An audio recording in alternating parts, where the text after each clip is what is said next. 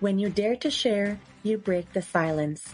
When you dare to share, you speak your truth.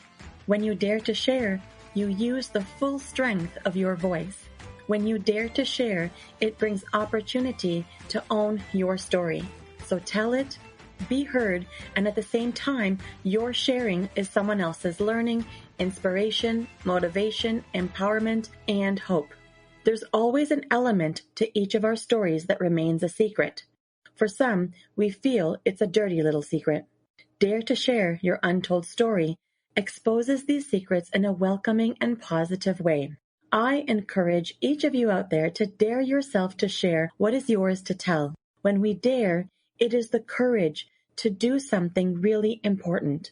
Let this be a vow to each and every single one of us that we take risk, we brave, confront, and face what is, while inspiring and empowering all communities. So let's break that silence and tap into mental beauty. This is Salima Jadavji, your podcast host, a practicing social worker, and your mental wellness connoisseur. Welcome to the Dare to Share Your Untold Story podcast, episode number 132, part 1, The Unexpected End of an Era, the Spoken Closing. To all my fellow listeners, before we get started, I'm just dropping in a note to give you a heads up that this podcast might be emotionally triggering for you. We do invite guests onto the show who share openly about extremely difficult life moments with exposure and impact of what the struggles have been like. The intensity of each episode could have a variable impact on your emotional and mental well-being based on your own personal story. If at any point the topic becomes uncomfortable or upsetting to you in any way, please do not pressure yourself to listen. Instead, be kind to yourself, do some self-care, and perhaps give another episode a try. Today, I have the pleasure of introducing our courageous and daring returning guest, Rishma Govani. She's returning to the podcast today, and this episode unfolds a little differently than usual, and I'm really looking forward to where this conversation takes us. Rishma is a seasoned communications leader, speaker, and storyteller with over 25 years of experience across Canada's media landscape, including CBC, CTV, and global news. Known for her grounded presence and ability to hold meaningful conversations with depth and care, Rishma has spent her career shaping narratives, fostering understanding, and creating space for stories that matter. She is deeply committed to breaking down barriers of mental stigma and believes in the power of honest dialogue to build connection, compassion, and collective healing. Rishma first joined Dare to Share Your Untold Story in episode 23, and today she returns to the podcast in a different role, one shaped by her own lived experience, growth, and continued commitment to meaningful conversation. With a deep respect for this space and the journey it has held, Rishma is the right person to guide today's conversation with intention, warmth, and integrity. I'm truly grateful for her presence here, not only for what she brings professionally, but for the way she shows up with heart, clarity, and deep respect for the stories we carry. Well, hello, Rishma. It's not too often that I get to welcome a returning guest to the platform, so I'm so happy you're here. Welcome to the Dare to Share Your Untold Story podcast. Thanks for having me here, Salima. This is such an honor, and thank you for that warm introduction. Oh my goodness, of course.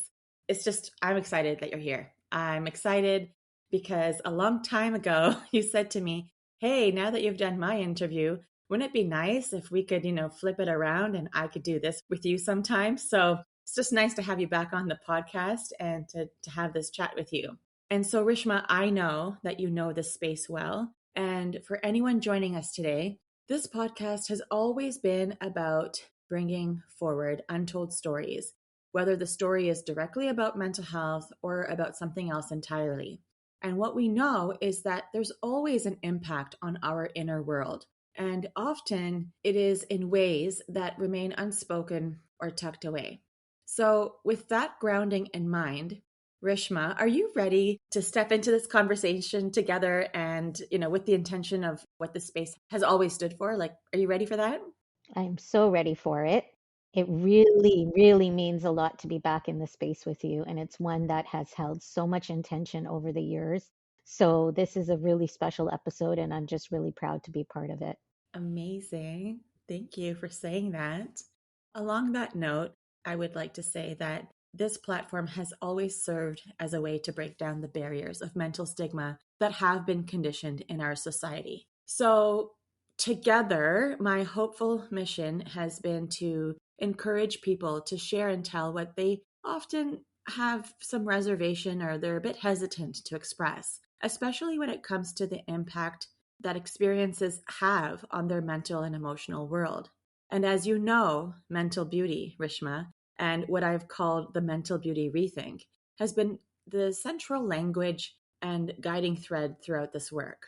So, Rishma, when you hear the phrase the mental beauty rethink, now, since I know you've answered this before, what still comes to mind first for you? And I guess I'm also curious, like, has that understanding shifted or deepened since the first time you did share it with us back in episode 23? So the mental beauty rethink is a concept that I first heard about here, and I don't remember how I exactly answered the question then, but I think it's really thinking more deeply, more openly, more courageously about mental health and looking at it from this is a beautiful thing. And this is a thing that we all need to do more of and share more of. Has it deepened and has it shifted since the first time I shared it with you when I first joined your episode? Yes, because growth is happening every day and it comes in ebbs and flows. And so I think the rethink is constantly being rethought, rethinked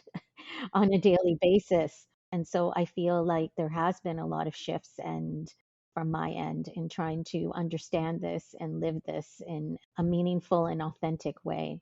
Mm. I mean, first of all, I really appreciate you sharing your journey with the mental beauty rethink. And I'm glad that you didn't hear it anywhere else because it's something I coined. so, so that's important.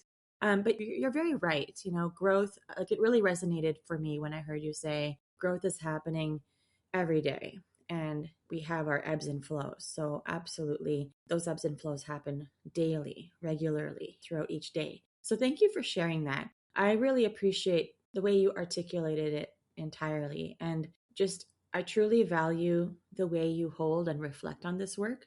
And hearing that from you feels like the right place to pause and turn inward. For those listening, the vulnerable truth of today's episode is this: the podcast has always been about holding space for untold stories. And today, that includes mine.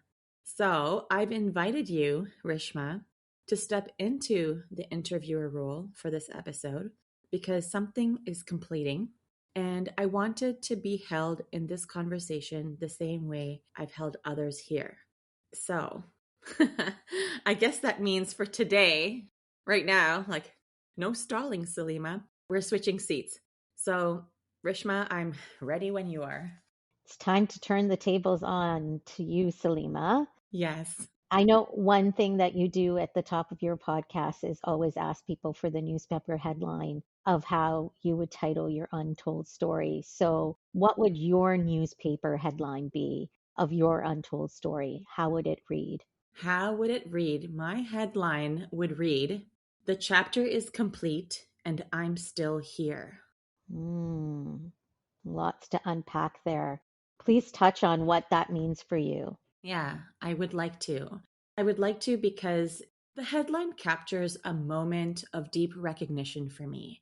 It speaks to the fact that something meaningful has come to completion, not because it failed or that it was forced, but because it fulfilled its purpose. And at the same time, it reminds me that I'm still standing, I'm still becoming, I'm still here. Exactly that. I'm still here. I'm still here with what I've learned, with what I carry, and with what's continuing to unfold. There's a quiet strength in that for me. So I think that is where it comes from. This chapter is complete, and I'm still here. There's so much recognition in what you just shared. So let's dive a little deeper into how this story began to take shape for you and tell us what your untold story is all about. So yeah, if you can take over and talk about that. Okay. I mean, there are so many parts to this story. There are so many complexities. So I'm going to try my best to organize my thoughts a little bit. But what I can say is this untold story didn't begin with a clear decision. It began with a gradual shift in my capacity. This podcast has always asked a lot of me, holding space for people's untold stories, stewarding this platform with care, and walking alongside guests through vulnerability has never been light work. Over time, I want to say, I think I began to feel like some fatigue setting in, not because the work had lost meaning, but because it was taking more of me than it once did. My bandwidth was already stretched, even before life changed in the ways it was about to. So eventually, that gradual shift led me to make a very difficult decision, but with lots of reflection, lots of thinking, lots of considerations. The decision here and what my story is about is to allow this podcast to complete and give myself permission to do so. So, to give some context, I'm sure you want context, right? Yes, I want more context. Whew. Okay, so to give it some context, in early 2025, my life shifted profoundly. I lost my mom. I lost my mother. So sorry to hear that. Yeah. Her passing happened at the intersection of winter and spring, a season that is already marked by transition, naturally. In the months that followed, I did what many of us do when we're grieving. I tried to keep going. I told myself that what I was feeling was grief and that with time things would ease when it came to work related matters, at least. And I was relieved that several podcast episodes had already been recorded in advance. Sometimes we have the opportunity to do that when that's available. So that happened. But even with that buffer, I started to notice how much effort everything required of me and just how much effort things required in general. And it became harder to find guests who were truly ready for the podcast in terms of what this podcast intention is and what the stories unveil. So there just seemed to be what I would describe as there was more chasing, there was more coordinating, there was more emotional and logistical holding. Everything felt heavier. And I guess not just the podcast, but life as a whole. And, I want to go back to something. So, what I didn't mention is that, yes, I lost my mom. Now, 20 days prior to losing my mother, my maternal grandma, my grandfather's second wife, a woman who, not biologically related to me, not by blood, but deeply woven into my mother's life and mine, passed away as well. So she passed away 20 days before my mom. Yeah. Yeah. And she was extraordinarily special to both of us. And I was her only granddaughter. And she was proud to announce that to people. And I didn't just love her for that, but our bond was very special. It was incredible. And I was already carrying that devastating loss when my mother died, Right. with little space to pause or process what was unfolding, or any emotional capacity to begin the grief journey for my grandmother, the woman I had the honor of knowing so deeply. She lived in Calgary, so I had come back from that.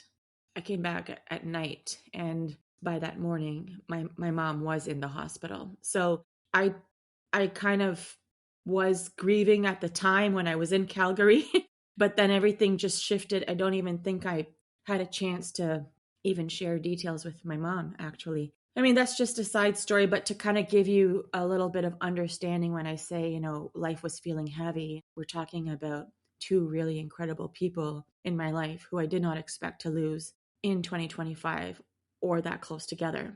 And I tell all this because it's all related to this decision.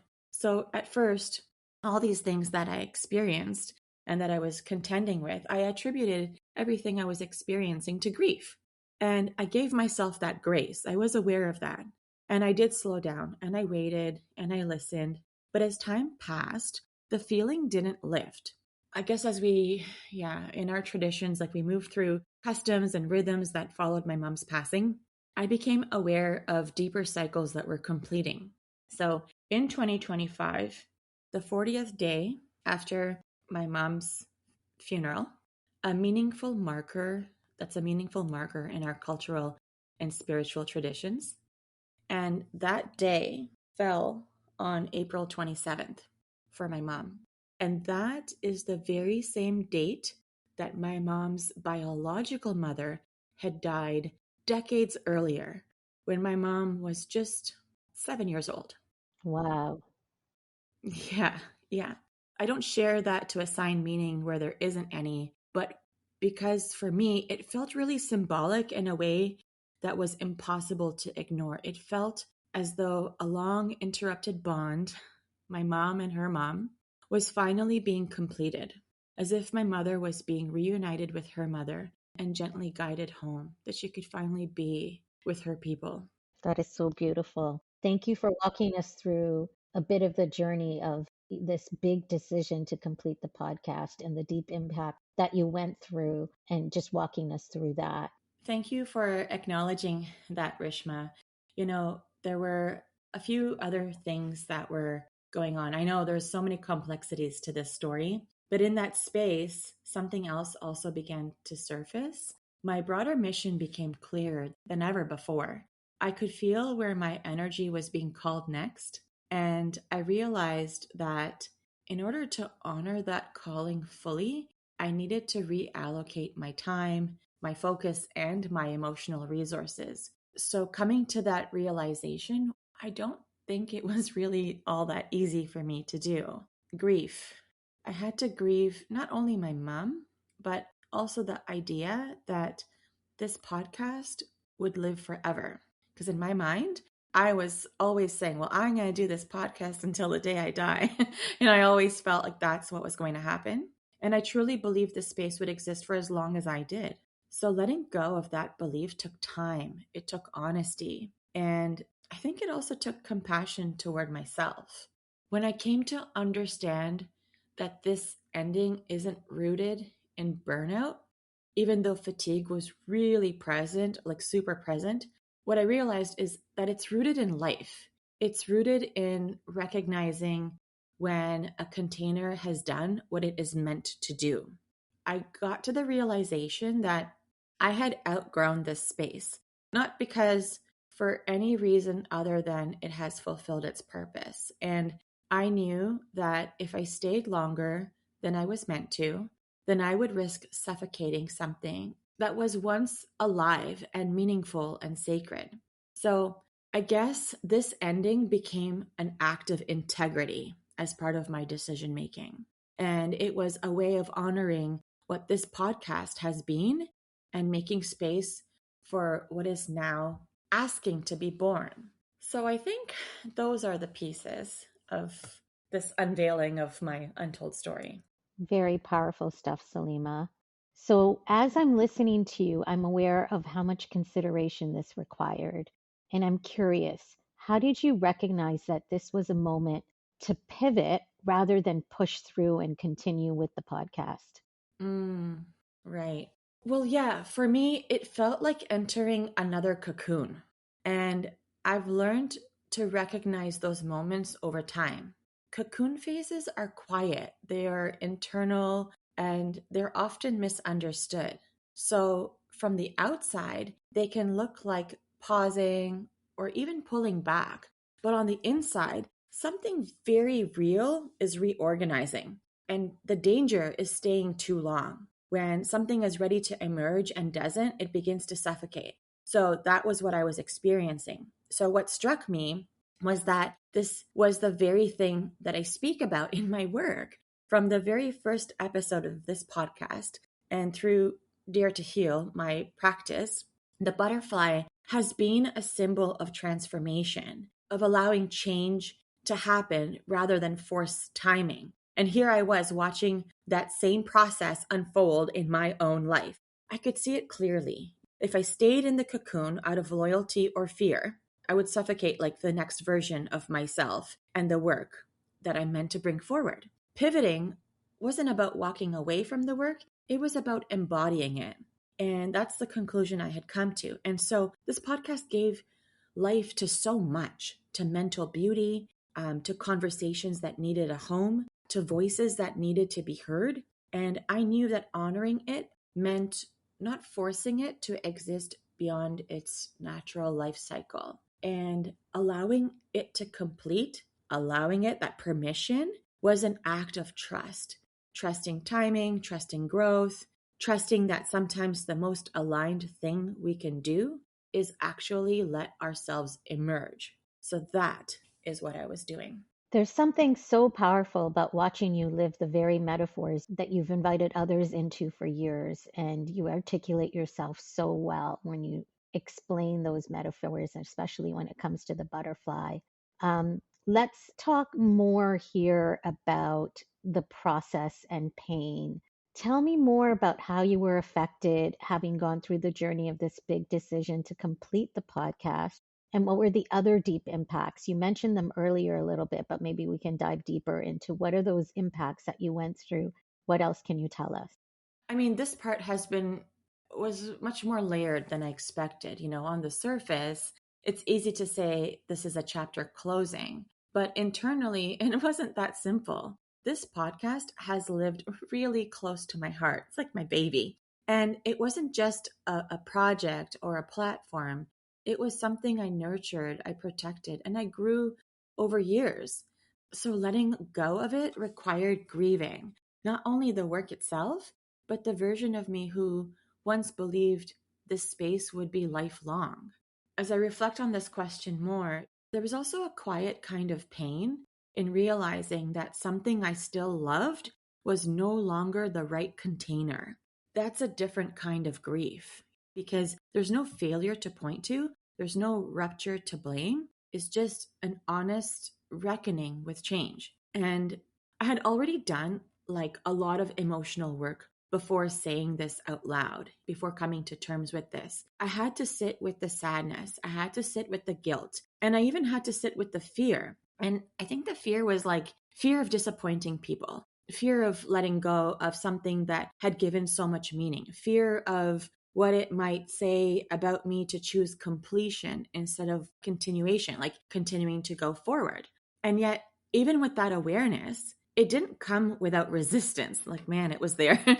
Okay, let me tell you. I still found myself choosing continuation even after I knew the truth of what was unfolding, Rishma. I guess I wasn't honoring that internal knowing at first. It began to show up. Like when it began to show up, it was showing up like in other ways.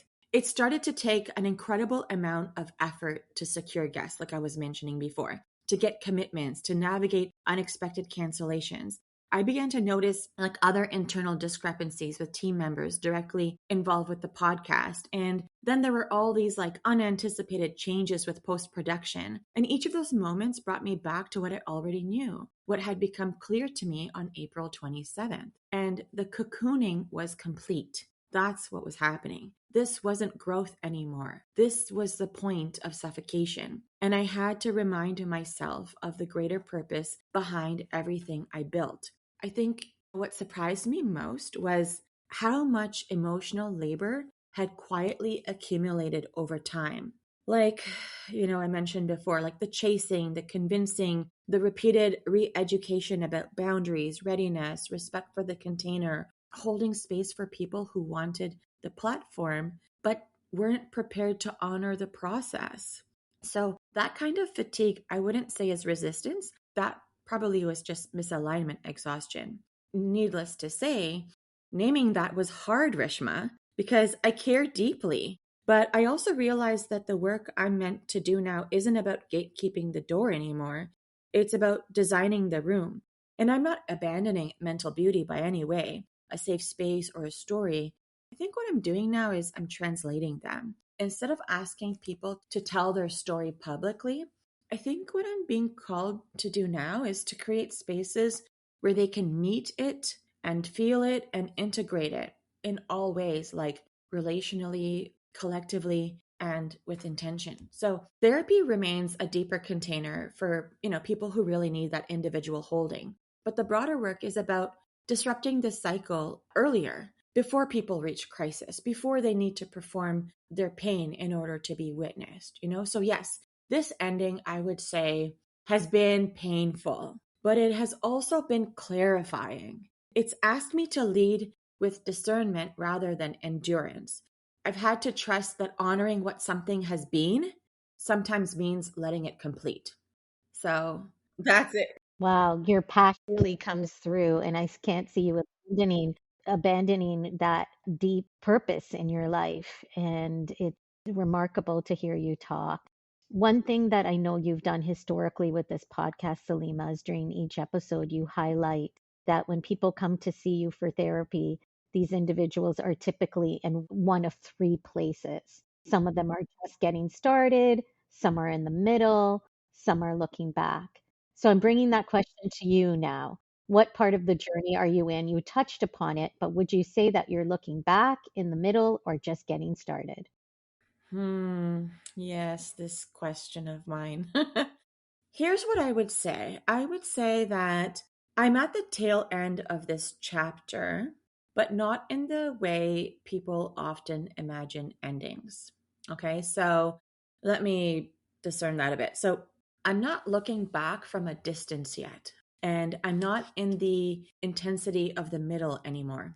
I'm standing at the point where something has been fully lived, it's been fully felt, it's been consciously completed, even though the emotions are still very much present. And so this is the part of the journey where the meaning has settled for me, but the integration is still ongoing. So what that means is I've already done the hard internal work of recognizing what needed to end, grieving it, and making peace with that truth. So that's what that is about. But now I'm in the phase of honoring what has been without rushing to define what exactly comes next. And there's a steadiness here that I didn't have earlier. There's less questioning, like I'm not questioning myself or doubting myself. There's less resistance and certainly more trust in the process, more trust in the unknown, more trust in the present. And I'm really allowing myself to stand in the closing. And I'm really standing in this space to feel it, but also to respect it and to just let it land properly. So if I had to name it, I'd say I'm at the tail end, not because something is over emotionally, but because it's complete. And that feels different than expected. It kind of feels, I mean, I'm laughing, but it feels grounded. It feels intentional. Well, the line here is doing a lot of quiet work, that the meaning has settled, but the integration is still ongoing. And that's a great way to state exactly where you are. And just a beautiful reflection. What do you want to remember about being part of this journey?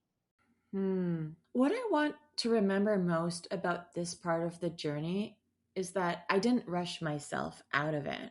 So I want to make sure that I remember that I allowed the ending to be honest, not tidy, not performative, and also not dictated by timelines or expectations.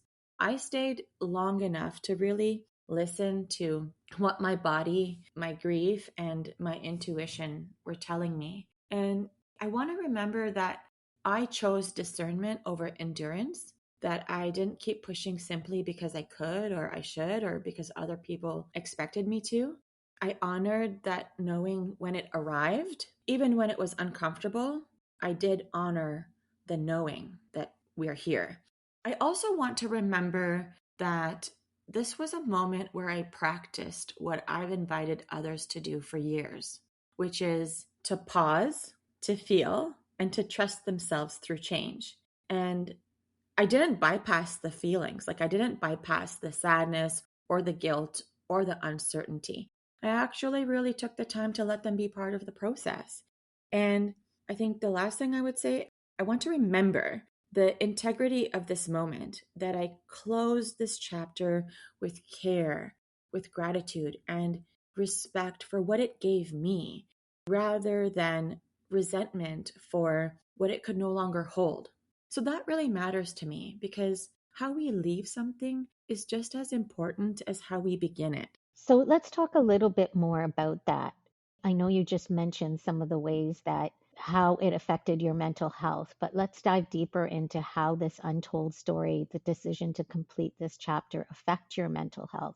What did you notice internally as you moved through that process? How did that impact show up for you mentally, emotionally, and in your body? Yeah.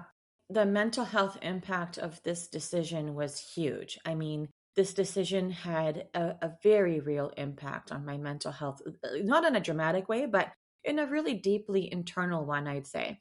At first, there was denial. I went into what I would call business as usual mode. I kept working, kept planning. I kept trying to operate as though nothing needed to change. Part of that was responsibility, and part of it was avoidance, not of the truth, but of the finality that truth required. Almost like you were holding things together while something else was quietly unraveling. Yeah, exactly. So mentally, there was a lot of internal conflict. I was holding competing thoughts at the same time, knowing something needed to end while questioning whether I was allowed to choose that. I had to really wrestle with a lot of emotions. I had to wrestle with guilt and with loyalty and with the concern about how this decision might affect people who had been part of this journey with me, including my team members. That's a heavy place to sit, Salima, knowing and doubting at the same time. Yeah, you know what? It really was. It was a tough place to be. Emotionally, it brought up waves of sadness, uncertainty, self doubt. I was really questioning myself in so many ways and so many moments. And I wondered if I was giving up too soon or misreading what my fatigue was trying to tell me. That's kind of where the resistance would come in. And at that same time, there was this quiet sense of like relief beginning to surface, even before I wanted to admit it. Like I actually started to visualize, like, oh, when this is not here, or oh, when I don't have to deal with these interactions, or when I have a little bit more time. Like, so I was feeling that relief, but I still wasn't there yet. And relief can be hard to name when something meaningful is ending. Yes, absolutely. And like in my body, the impact, it actually really was unmistakable. I felt heaviness, I felt tension, and a kind of ongoing activation. Like I was so tired and things felt so heavy, but there was this go, go, go inside me. Like I was carrying something unresolved. So when I allowed myself to acknowledge the truth of the ending, I noticed some subtle shifts, like more space in my chest. I could actually breathe deeper, a sense of feeling more settled. And my body knew before my mind was ready to fully accept it. And spiritually, this process asked me to surrender control. There were clear parallels between this decision and other losses I had experienced. Reminders that timing doesn't always arrive on our terms, on my terms. Accepting that didn't make it painless, it just made it honest and coming to terms with the truth. And in terms of agency, this decision ultimately strengthened me. I mean, I don't think I realized it at the time, but I can say that now.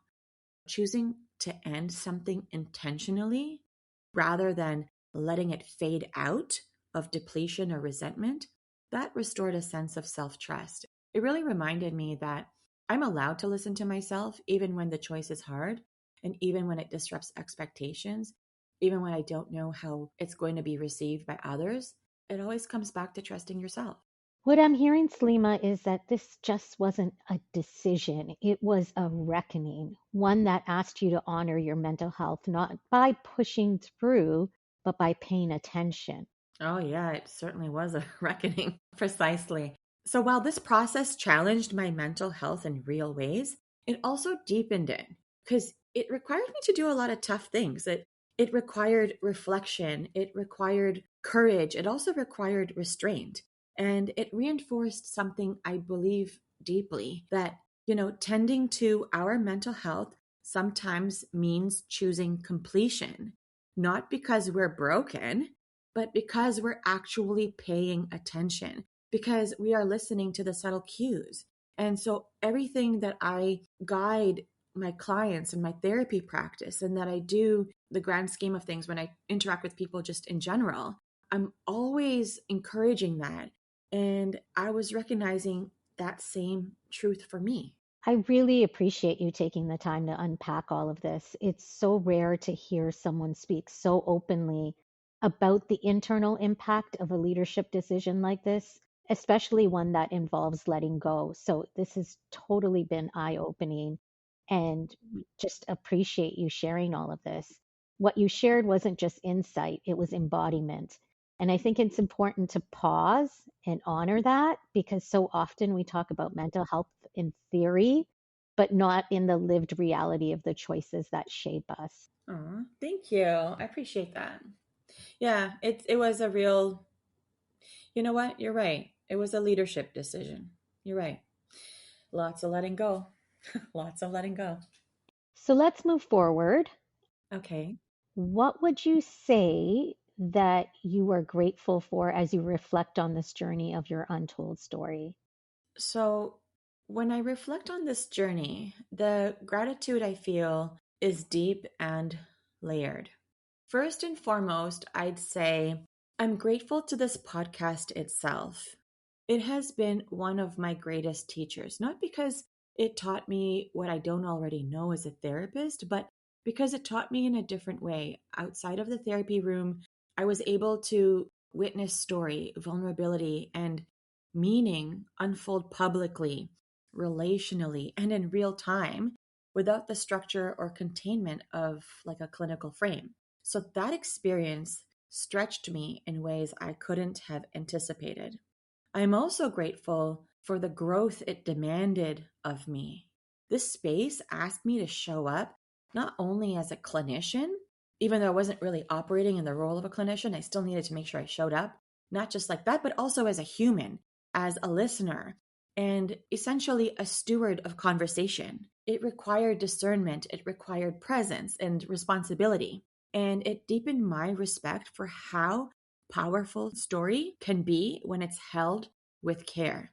And I'm also deeply grateful for the witnessing that happened here, for what I got to be part of. Like for every guest who trusted this space with their truth, for every listener who felt less alone, and for the quiet moments of connection that will never be fully visible or measured. Those moments mattered. And I want to name that this gratitude doesn't bypass the complexity.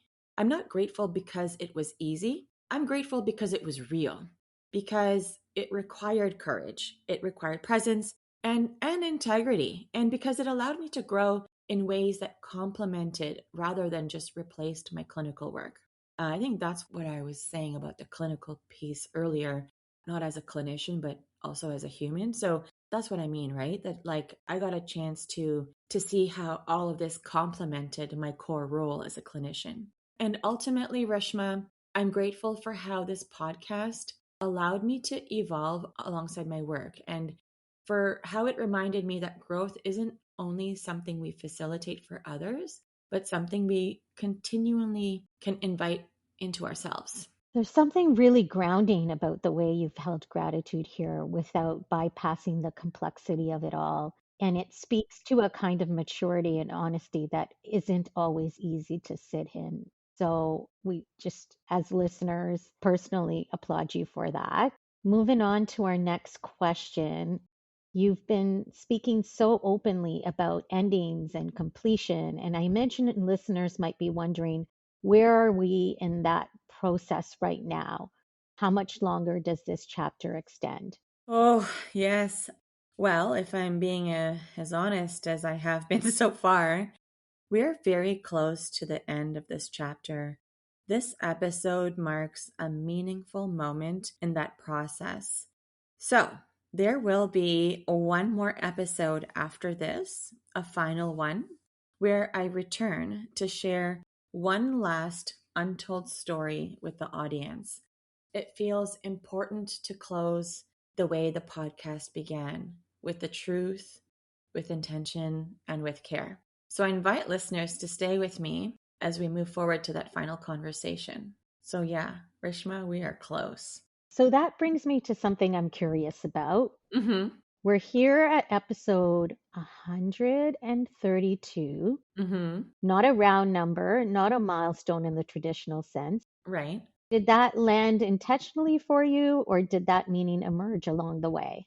Yeah, there was intention here, just not the kind that's driven by optics or milestones. I didn't set out to land a perfect number. I mean, I think I might have contended with it at one point to be like, well, who ends on a number like that? So I think it did cross my mind. But what I was really paying attention to was timing. When this chapter felt complete and when it needed to be honored rather than extended, I realized there's no perfect number. It's more about the timing. So some decisions were conscious. Others revealed themselves as I listened more closely to what was unfolding. And when I look at where we've landed, right, like episode 132 now, with one final episode still to come, it feels aligned. It's not arbitrary. So being a recovering perfectionist, I got to bring this in here. Being a recovering perfectionist has taught me that meaning isn't always created by making things look tidy. Sometimes meaning shows up when we allow things to unfold with honesty, even if the structure isn't what we would have designed in advance. And there is significance to how this is closing, especially in the timing of the final episode. I won't say more about that yet, but I do invite listeners to stay with me because the way this ends is intentional and it matters, and it's less about the number and more about the truth. Listening to you share this, it feels very grounded, like a decision that's been lived with, not rushed. So thank you for naming that so openly. Thank you. Stepping back for a moment, when you reflect on this podcast as a whole, what do you believe it has truly tapped into? What depth do you think it's brought to light for the guests and for the people listening? When I step back and reflect on this podcast, I don't see it simply as a place where stories were just told. I see it as a space where people were finally allowed to name what they had been living with, sometimes for decades, without having the language, without having permission or safety to do so. And in my clinical work, insight is expected, depth is intentional. People come prepared. Consciously or unconsciously, they come to look inward. But what surprised me about the podcast was how often something similar happened without that expectation. So guests didn't arrive thinking they were about to uncover something profound.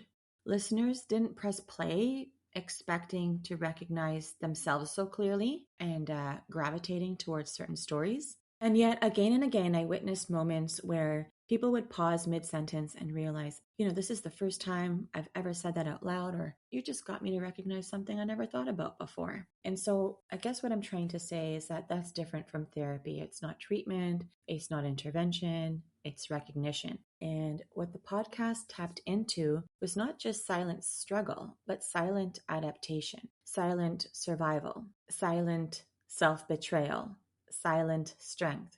The ways people learned to carry things quietly because no one else ever showed them another option. And what made this space distinct is that nothing was extracted, nothing was rushed, and no one was reduced to like a working diagnosis or a takeaway or a lesson. Stories weren't analyzed, they were just held. They were witnessed with dignity and allowed to breathe. So that kind of holding, I really feel, is precious and sacred. And it's also emotionally expensive because behind every episode, I wasn't just facilitating a conversation, I was regulating the room, attuning to the guest, protecting the listener, and protecting the integrity of the space all at once. So holding tension without like spectacle, and depth without collapse, and vulnerability without exposure. So, yes, the podcast taught me things I already knew as a therapist, but in a different register. It showed me how powerful it is when people feel seen without needing to be fixed, how healing it can be to simply be met, human to human. And I think that's what this podcast ultimately brought to light, that healing doesn't always begin with answers.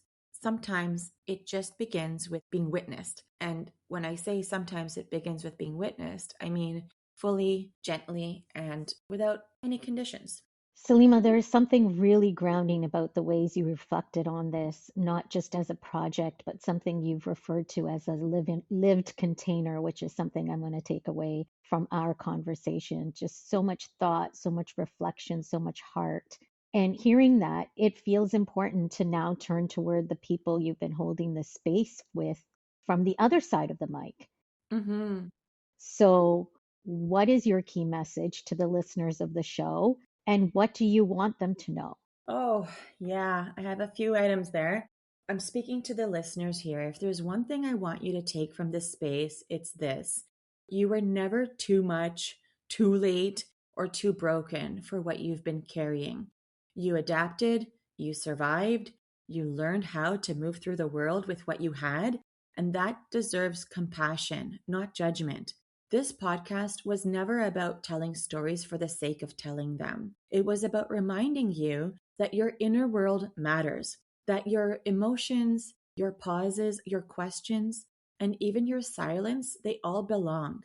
Mental beauty isn't about fixing yourself, it's about fully accepting who you are, where you are, and honoring the truth of your lived experience. I want you to also remember, I want all the listeners to remember that you don't need to perform your pain to be worthy of care. You don't need to explain your history for it to be valid. And you don't need to wait until things fall apart to give yourself permission to pause. If something in this podcast resonated with you, let it stay with you, not as a memory, but as an invitation. And what I mean by invitation is an invitation to be more honest with yourself, to soften where you've been holding, to take up space in your own life without apology. And know this, just because this chapter is completing, it doesn't mean the work ends here. The conversations continue.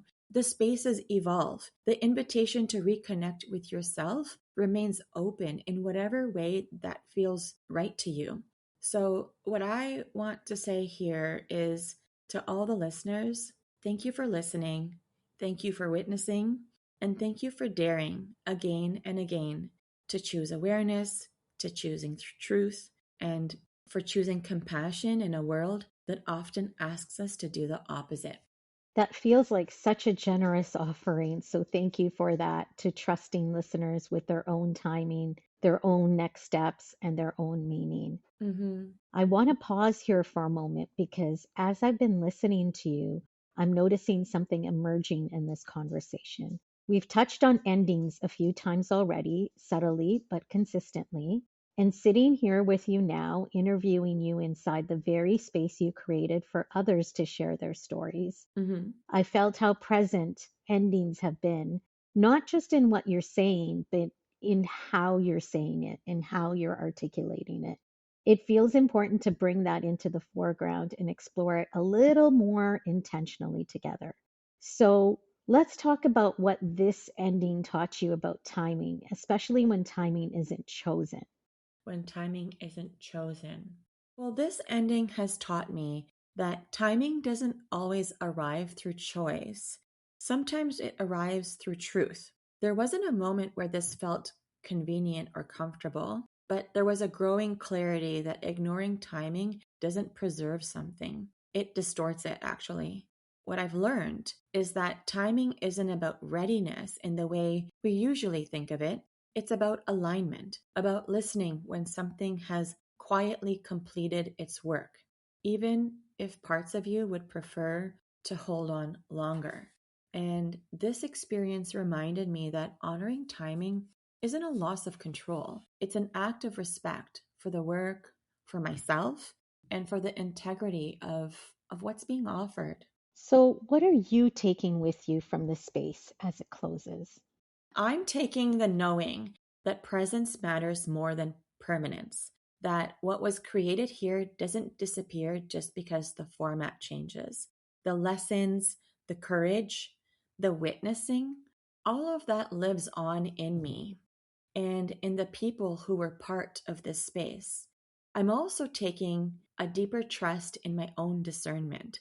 The podcast, it reinforced that it's possible to hold depth without urgency, truth without performance, and care without self-erasure. And perhaps most importantly, I'm taking permission to let meaningful things complete and to carry their wisdom forward without needing to replicate them in the same form. You've spoken about what this podcast has held, how it's shaped you, and the depth it's allowed people to reach. I'm curious now, is there something that's game changing for you that you found through this journey? Something that feels like a guiding truth you're carrying forward? For me, what was game changing is more specifically about what crystallized. Now, what actually crystallized for me through this podcast is how powerful it is when people are given permission to speak their truth without it being minimized, pathologized, or rushed toward resolution. Again and again, I watched what happens when someone names not just what they went through, but how it lived inside them, how it shaped their thoughts, their self concept, their relationships, and their sense of worth. That's where stigma quietly dissolves, not through education alone, but through recognition. And so this space reinforced for me that mental beauty isn't about presenting ourselves in a healed or polished way. It's about full acceptance of the self and of the other in all of the messiness, in all of the contradiction and humanity that exists in between. When that acceptance is present, Rishma, something softens. People feel less alone. And that's where change begins. What this podcast awakened in me is a deeper commitment to creating spaces in different forms where that kind of witnessing can continue to happen, where stories are honored, where impact is named, and where people don't have to edit themselves to belong.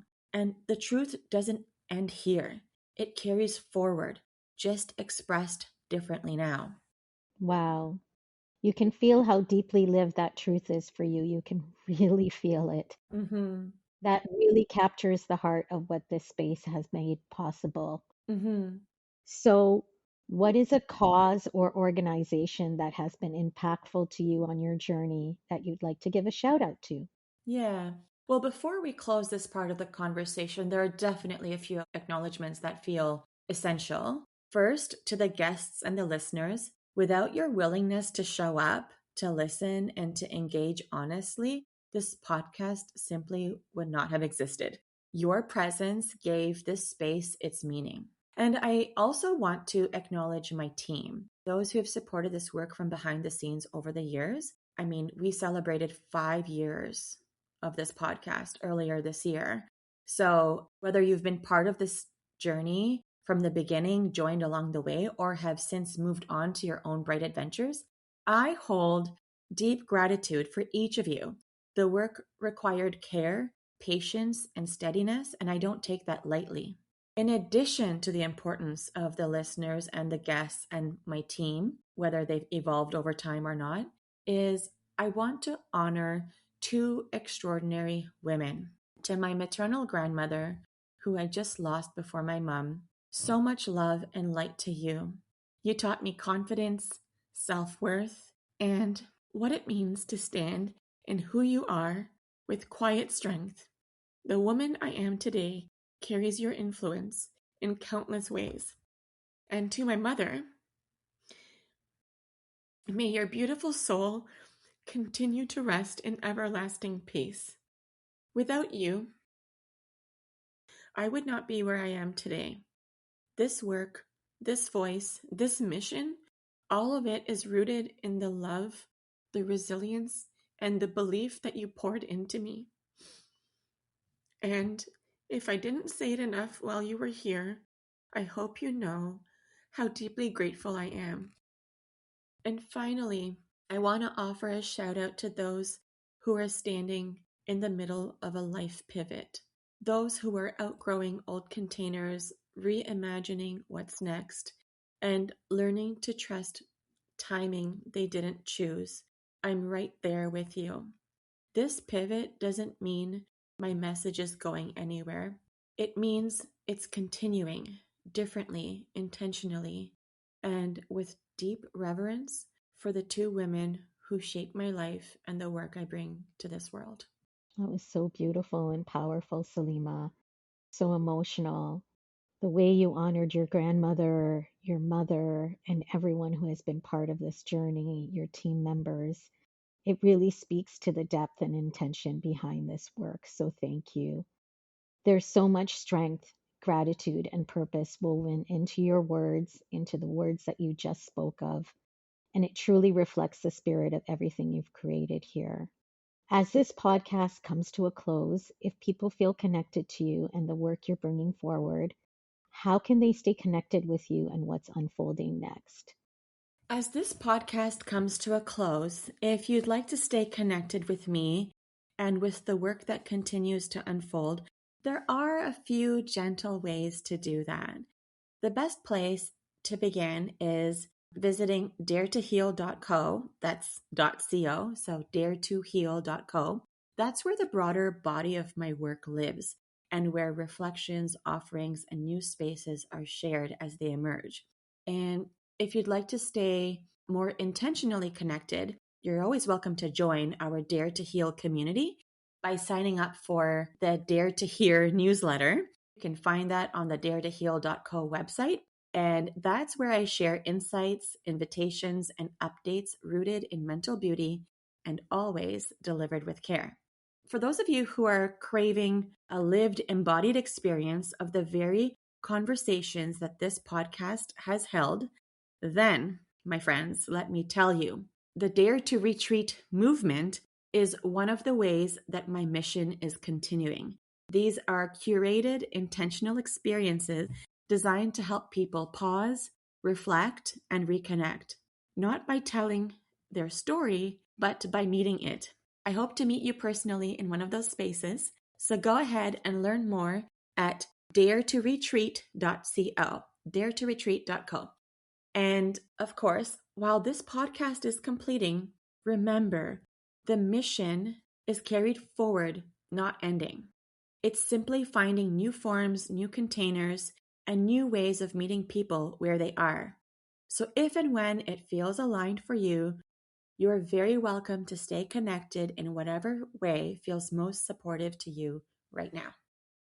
Salima, we're at the point of the podcast where I got to ask you something. You ready for it? More questions? Guess what? What? You did it. You just dared yourself to share on this very important podcast. Congratulations.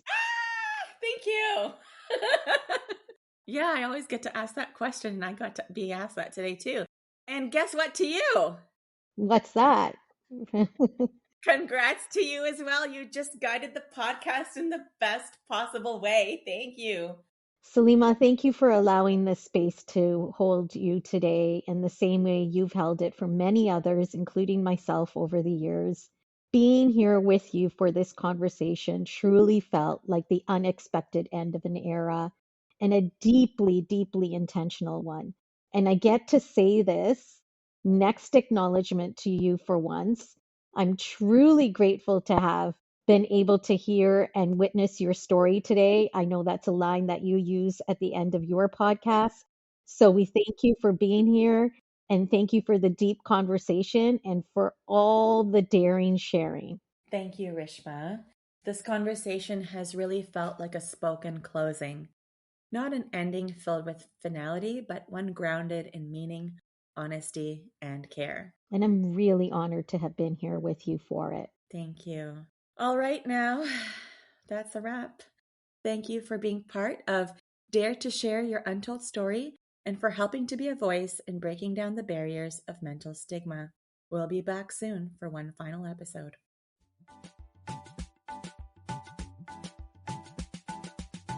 To all of our listeners, if you like what you've been hearing on this podcast and you want to be part of breaking down barriers of mental stigma, I invite you to go wherever you are listening to the episode and hit subscribe. Leave us a comment or a review of the episode and maybe how you relate to it. To learn more about what we offer, visit www.daretoheal.co. And if you are feeling ready and brave to share, please submit your story by visiting www.daretoshare.co. Thanks for joining in.